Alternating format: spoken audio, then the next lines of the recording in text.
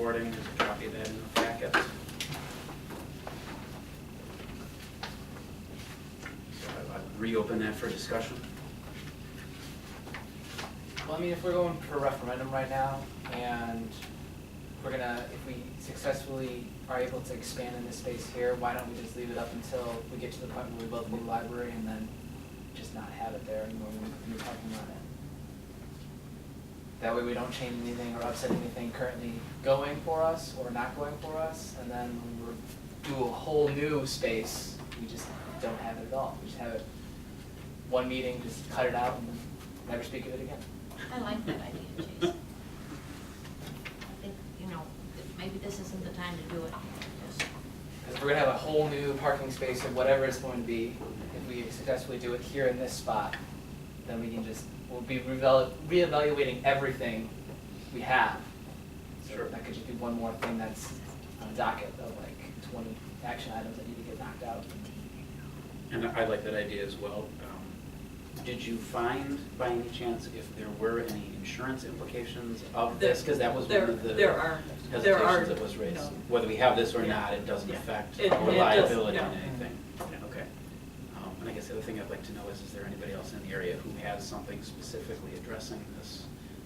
Just so that we're, I mean, we have the largest parking lot in the area, so I don't know that anybody's, you know, in front of the 20 Tortoise Yeah. skateboarding all the time, but.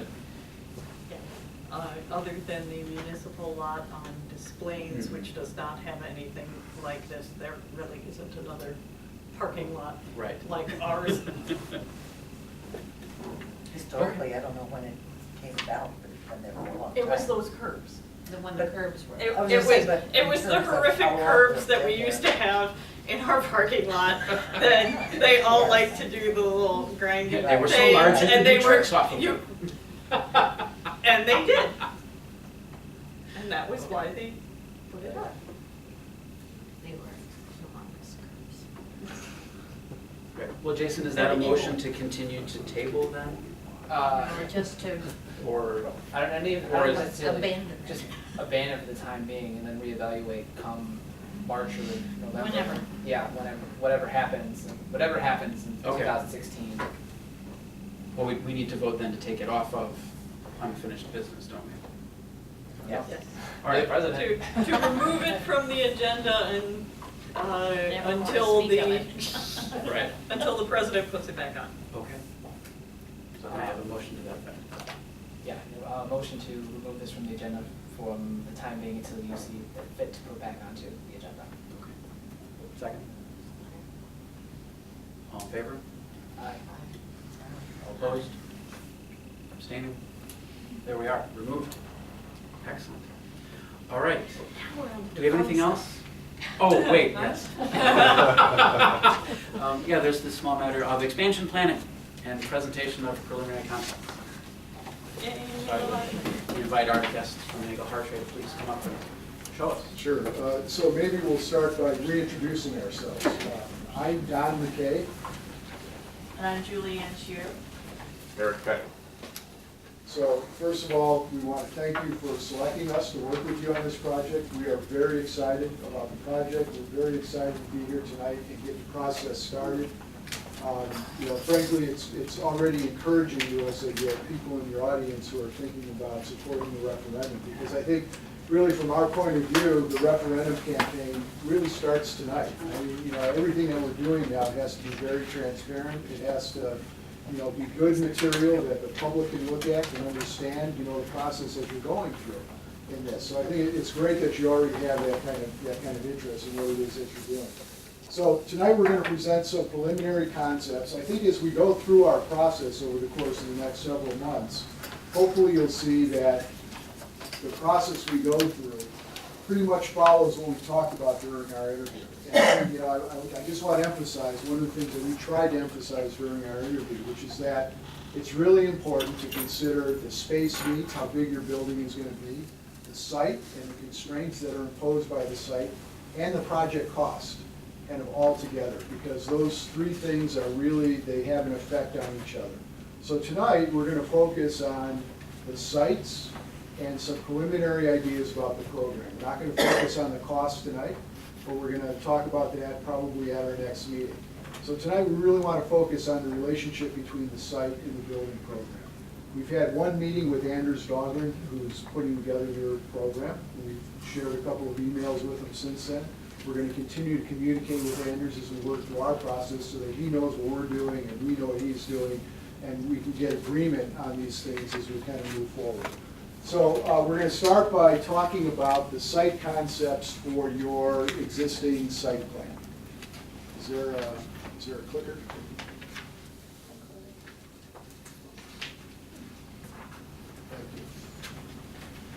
So beginning with a map of the overall zoning, this is really just indicating exactly where the two sites are that we're considering. So in the bottom, highlighted here, is the existing library site, the building that we're in right now. Up here is the other greenfield site that is under consideration for locating the library up there.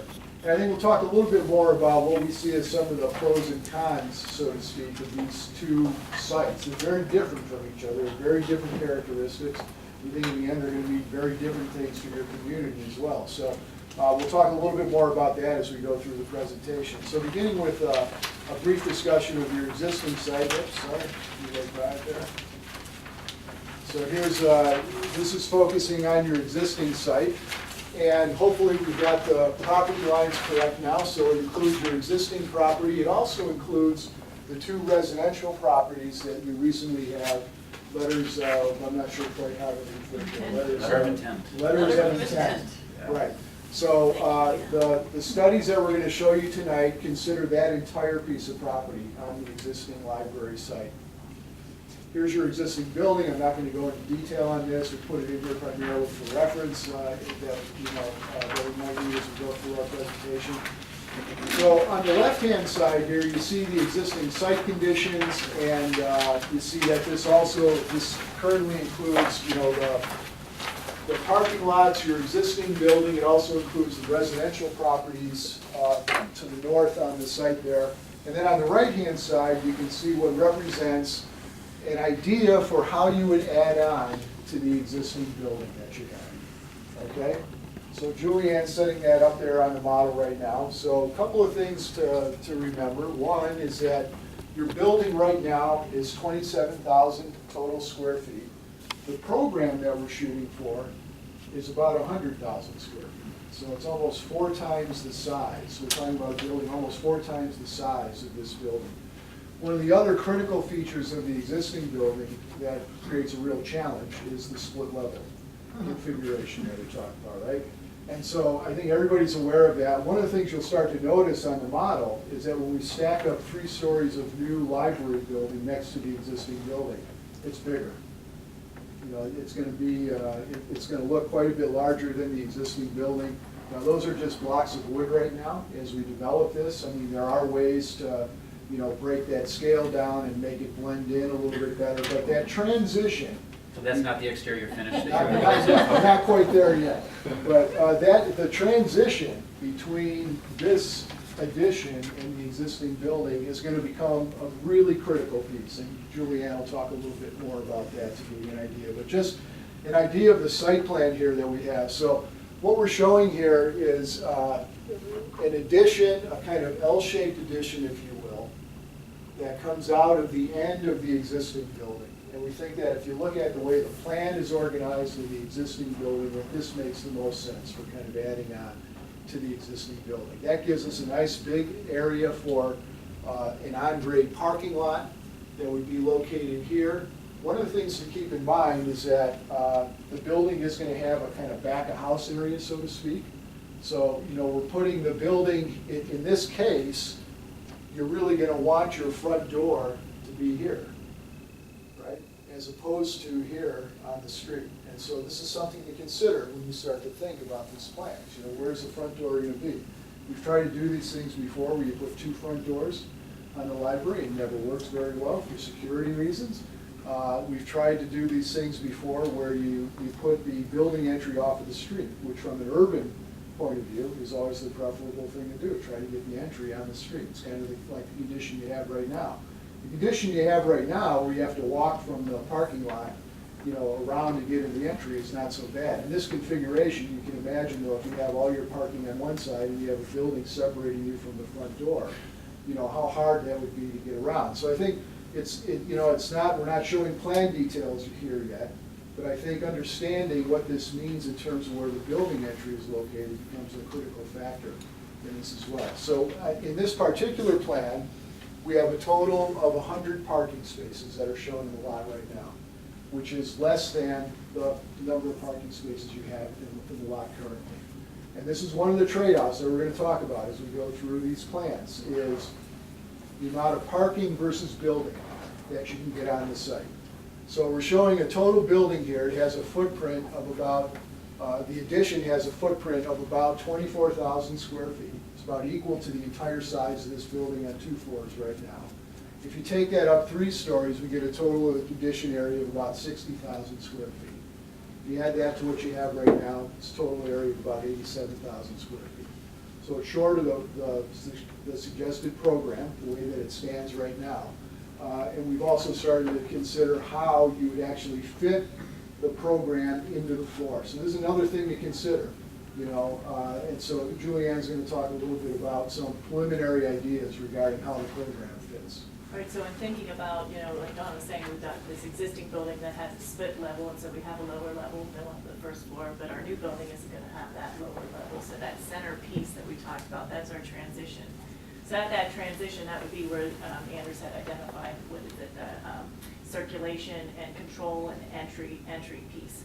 Then our thought was in the new part of the building, we would indicate that's where the popular library services and meeting rooms would be held. On the existing library first floor, we were thinking that would be where the reference and nonfiction services would be, so that's your new books and magazines and those types of elements that were part of the program. So what do you put in the lower level, because it's actually, you know, in that lower level of the existing building. And depending on if that tethering has to occur between the circulation desk and the circulation department, one of the ideas was to put the circulation down on that lower level, as well as young adults. They don't mind being in the basement. They kind of like that idea of having a space themselves that's kind of, you know, off by themselves, and then also maintenance and some other staff areas. So then as you move up through the building, you know, when we make this transition between that split level, what goes on the second floor? Well, for this, given the size of the building, that footprint, we were putting the youth services on the second floor. And the reason we were doing that is because the total square footage of youth services and meeting rooms that all want to be on the first floor is much greater than the new footprint would allow. So you have to figure out where we're going to put those youth services. So they would be located on the second floor, and then finally the third floor would have your adult services and probably your administration area as well. And right now, as we were saying, that the program that Anders has put together is about 100,000 square feet. And this, what can fit on the site without losing more parking is obviously less than that 100,000 square foot program. So, you know, just to reconfirm something that Julianne was talking about, because I think this is important to begin to understand. If we assume that maybe the building entry is here, and we think about this space immediately adjacent to the existing building as kind of a transition space. Imagine that as kind of your new lobby, so to speak. So you can come in there. That gives us an opportunity to locate stairways, elevators in that area to make this transition in levels so that we can build your new building entirely above grade. We don't have to try to match this kind of split level condition in the new addition that you have in the existing building. So imagine that this area here becomes that kind of transition, if you will, between those two.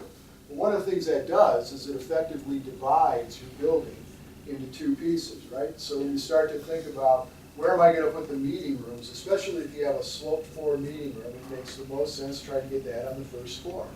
By the time you put the meeting rooms and you know what's associated with that on the first floor, you run out of space to put children's services. And I mention children's services because oftentimes that's one of the things you try to get on the first floor, right? So in this case, what would happen in the new addition is that stacked from the first floor going up, you get the meeting rooms on the first floor, children's services on the second floor, adult services on the third floor. And we'd be able to, you know, we could probably start thinking about getting more stuff on the first floor, but you'd have to lose parking. You know, we'd have to expand the building more so than it is now. So is all of the back of house still in the existing building, or is that the remainder of that first floor? A lot of it will be in the first building, but actually the back of house areas will kind of they go with the departments, so to speak. Okay.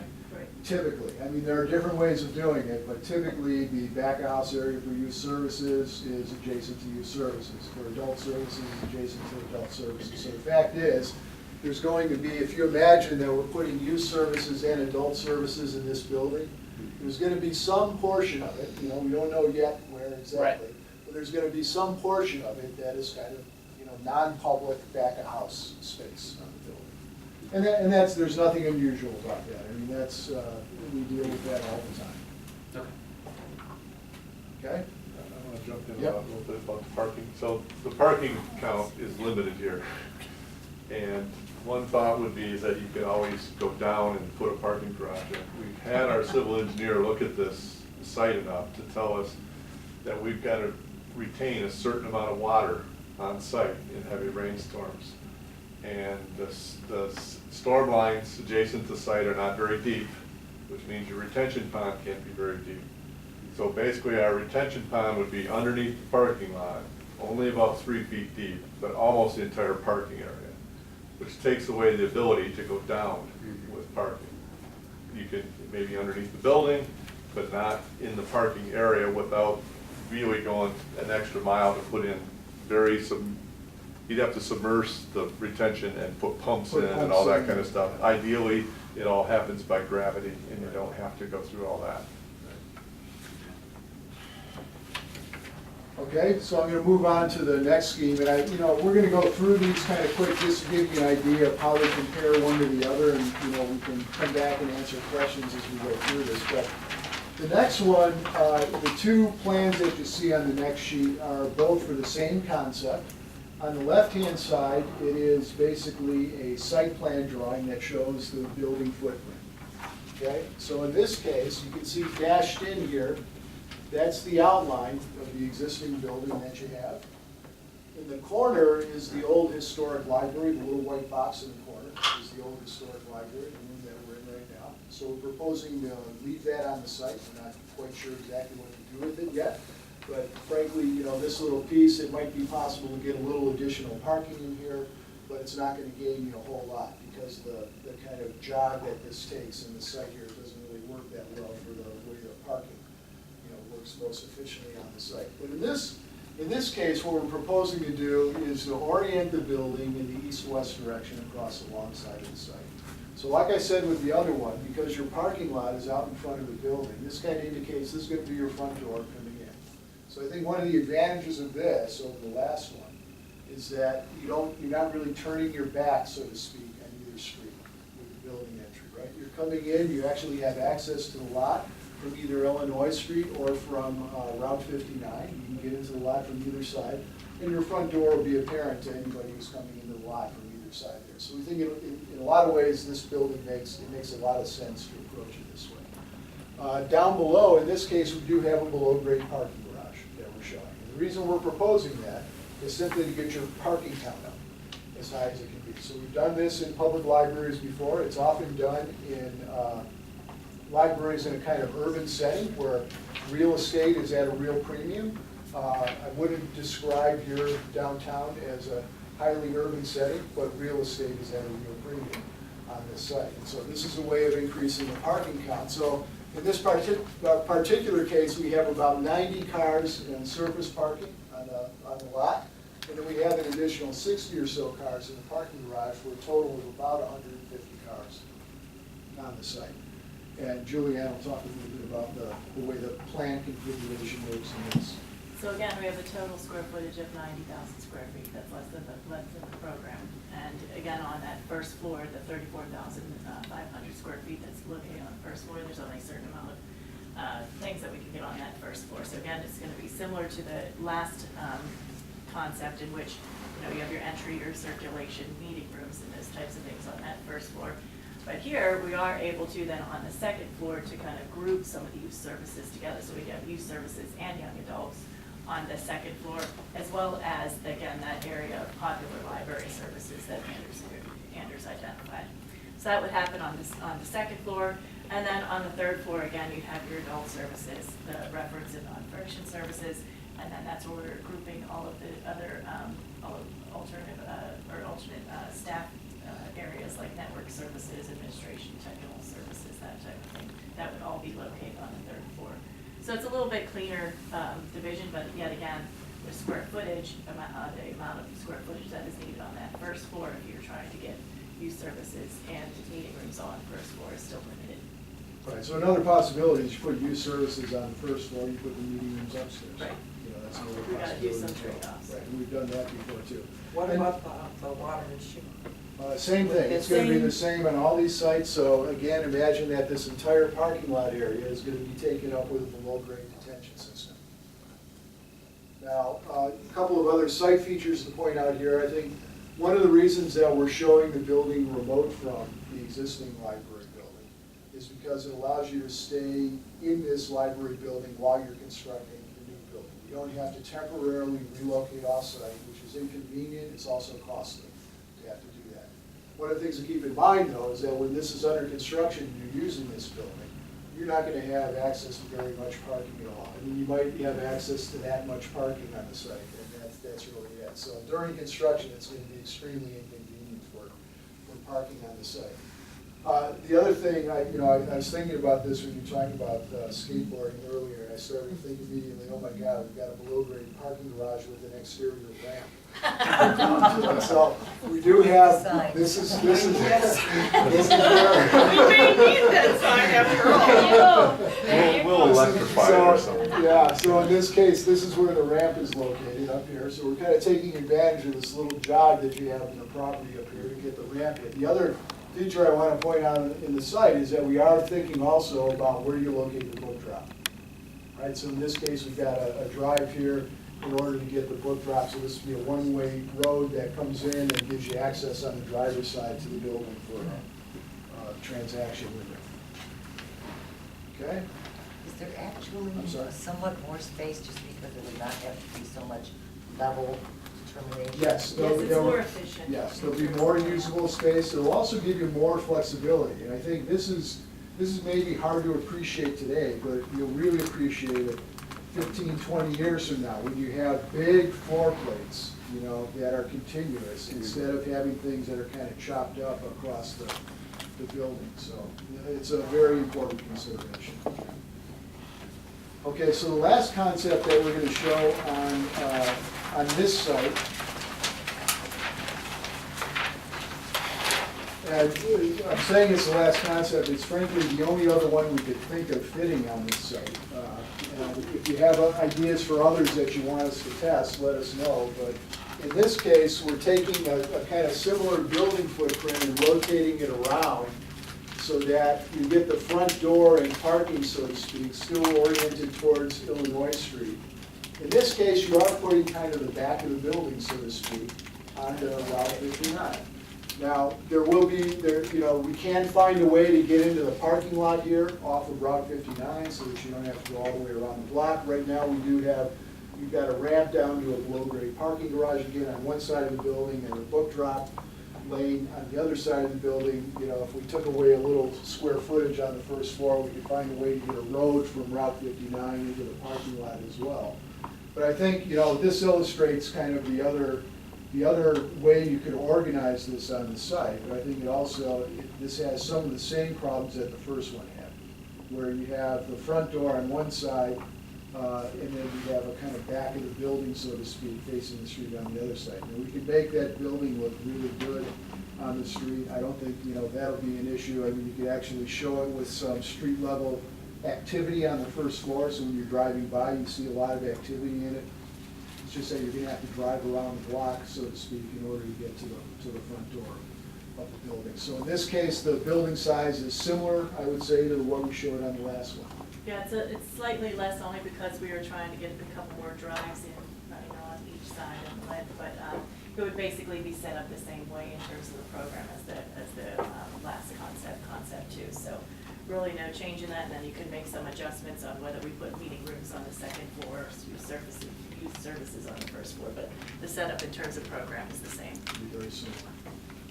Okay, so before we move on to the Greenfield site, is there any, do you have any questions about this? Anything you don't understand about what we talked about? Or any other ideas that you think we should consider that we haven't?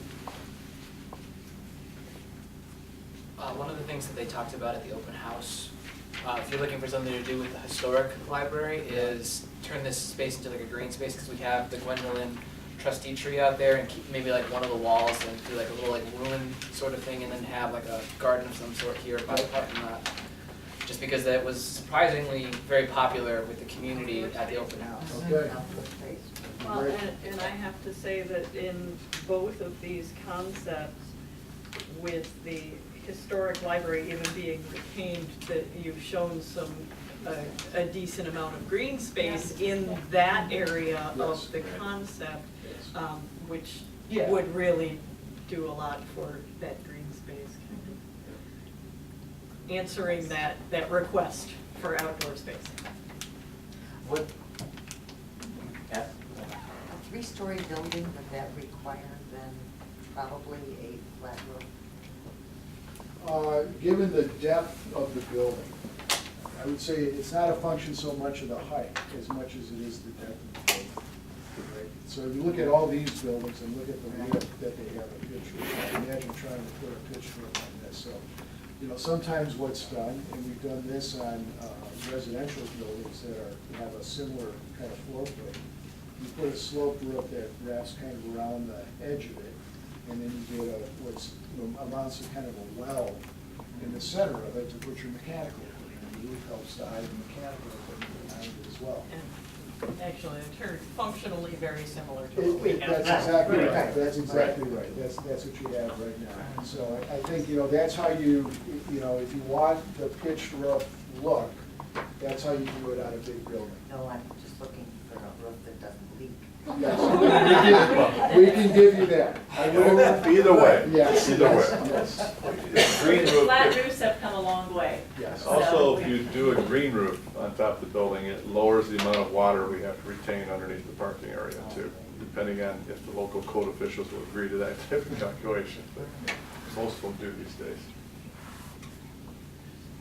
I was just wondering, obviously you can't center this building because it would overlap with the corner of the existing building. But is there any way to mimic kind of the L shape that you had, the first design that incorporates the original building, that would allow some of that drive-in access without losing parking spots, or is there something problematic about that? Are you saying Did I not retain this building, but? Not retain the building, but instead of having to have all the way across the block or all the way along the face of the block, if it were an L in the opposite corner as Sure. a new building, what So does Carl, that? if I understand correctly, you're Yeah. talking about something like this Right, up here? right. Yes. Yes, and To I that think, effect. I think what we want to. Because that is- allows the entrance from 59 as well as a drop-off possibility. Yes, yes, yeah, I see what you're saying. You don't have as far to get around the building coming Right. in off 59 to get to the front. Right. And I think as we move forward, that's something that's certainly worth considering. I think this is also something that will be worth exploring in terms of the floor plan. Because my only concern offhand with the L-shaped configuration is similar to the concern I have with adding on to your existing building, where you're basically dividing it into two pieces. The corner could effectually do something similar, where you're kind of dividing it, you know, into two wings.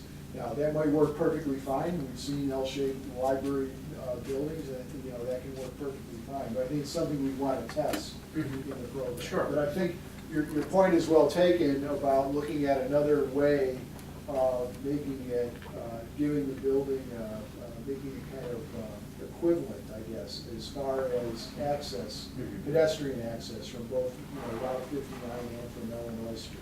Well, and it also doesn't become this imposing wall along Route 59. Yeah, There's yes, some well, breakup between our building Right. and the existing buildings. Right. Either Like this that- provides. No, and, right, and so with this one, you know, I think this takes care of the kind of equivalent access, you know, from both sides. This one clearly is building a wall on the north side, you know, to the adjacent residential properties that are on the other side.